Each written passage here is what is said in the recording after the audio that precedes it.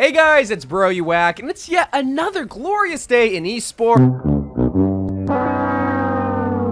Hey guys, it's Bro You Whack, and it's a typical day in esports. So in case you guys haven't heard the news, esports lately has not been doing good, and it's not just an Overwatch League problem, but obviously we're going to focus in the Overwatch League space because that's what you guys have subscribed for Overwatch content, but also possibly Overwatch League content. But just know that esports as a whole is crumbling right before our very eyes. And why is that? Well, with the recent basically extinguishing of the Guard is the perfect example to help explain why this phenomenon has been going on in esports, which in case you guys don't know, the Guard is basically the parent company that owns not only the LA Gladiators in the Overwatch League, the LA Guerillas in the CDL, but also a Valorant team and an Apex team. And what's so surreal about all this is that literally on Friday, not even a week ago, I was just in LA visiting the Guard's offices. They had this big, giant, beautiful warehouse with so many great employees working on different pieces within the Guard, whether it's social media, or content, or apparel,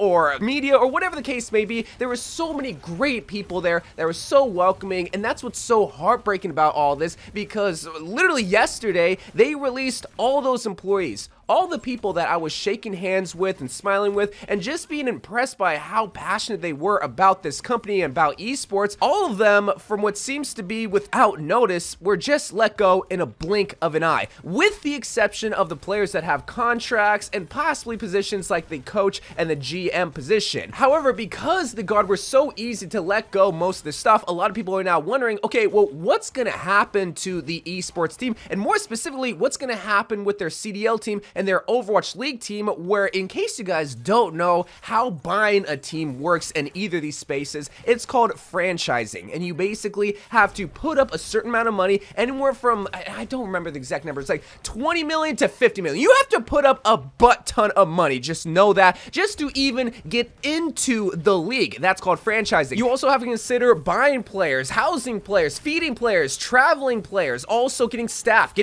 for the staff. All that costs money, but on top of that, and especially in the Guard's case, you also have to pay for a warehouse or an office building to be able to operate your business. In the case of the Guard, getting an office space in LA is excruciatingly expensive unless you somehow have a billionaire owner that might have a space to be able to house you. And what is that I hear? The Guard that also owns the Gladiators is also owned by a billionaire that owns the NFL franchise, the LA Rams, that just built a bajillion-dollar stadium called SoFi Stadium, where they have tons of buildings to be able to house these esports, but they don't see esports being profitable because they didn't give it enough time.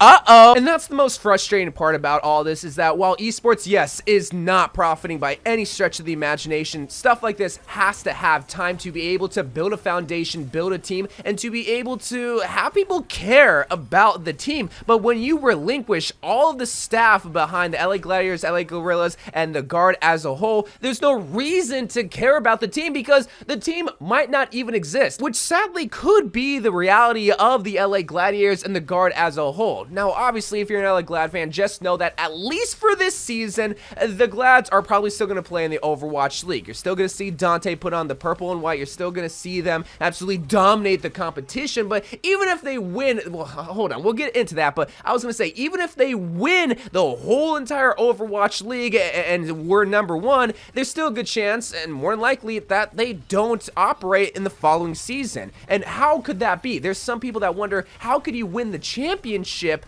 and still not be able to operate in the following season? Once again, it's all about money, but it's also based on how franchising works, because to be able to not only own the LA Gladiators, but even own a slot in the Overwatch League, once again, you have to pay a butt ton of money. You have to buy the slot, or at least buy the team of the LA Gladiators, which has already sunk in millions upon millions upon millions of dollars, which again, I don't know the exact cost, but at minimum like 25 million or maybe 50 million, which is a huge discrepancy, but it's still a lot of money. And when you're talking about that amount of money on top of esports right now headlining that they are not profitable, what kind of sucker would spend that amount of money on an esports team? And that's why the LA Gladiators might cease to exist, is because, well, the original owner is not investing in the team and is ceasing operation, and no one is wanting to buy their slot or buy their team. And that's just kind of what happens, is that they fold because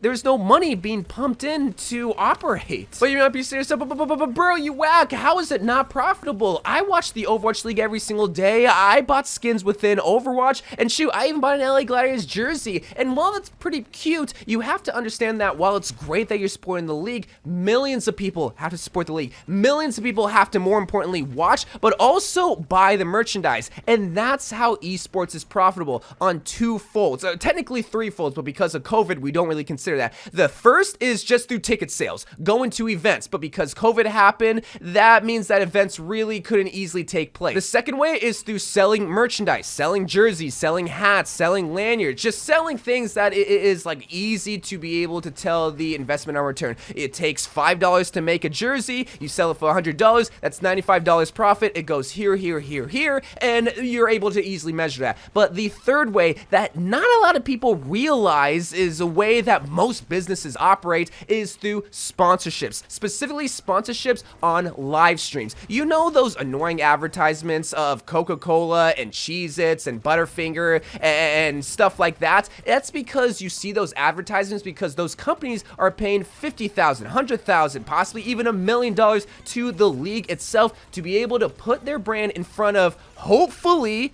that's the keyword, hopefully, millions of people to influence them to buy said product. And that's the biggest downfall, is that if there's not millions of people watching this stream and in turn millions of people watching said brand and getting influenced to buy that product, those companies that are paying millions of dollars to put their product and their brand in front of the live stream are not going to continue in the following year because they're not making money back on their investment. I guarantee you, when you click this video and shoot, you might even see a mid-roll ad in this video, you will see a product or a service of a company, and that's because that company sees a benefit of paying a bunch of money to YouTube to be able to put their brand in front of my video because they know you might be influenced to buy said product. And because they actually see an investment of their return, which has been happening for 10 plus years now, that they're going to continue to pay money to YouTube to advertise. That's why YouTube is profitable, but that's not really why esports is profitable, because the eyeballs just are not there. And it's really the sponsorships that bring in the most money. That's why the NFL is so successful, and that's kind of what these billionaire owners kind of saw the space in. They saw that, okay, I can spend $25 million for a franchise slot to possibly have a $2.5 billion franchise like Arsenal or the LA Rams, like in the case of the guard. But the reason why Arsenal and the LA Rams franchises are so successful is because there's tons of eyeballs on that sport. There's tons of eyeballs in turn on the sponsors, which means that tons of sponsors want to be a part of football and,